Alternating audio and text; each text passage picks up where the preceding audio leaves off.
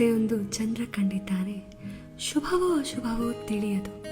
ಹುಣ್ಣಿಮೆಯೊಂದು ಈತ ಜೊತೆಗಿದ್ದಾನೆ, ಪ್ರೀತಿಯ ಉಪಶಮನದ ಮಜಲಿದು.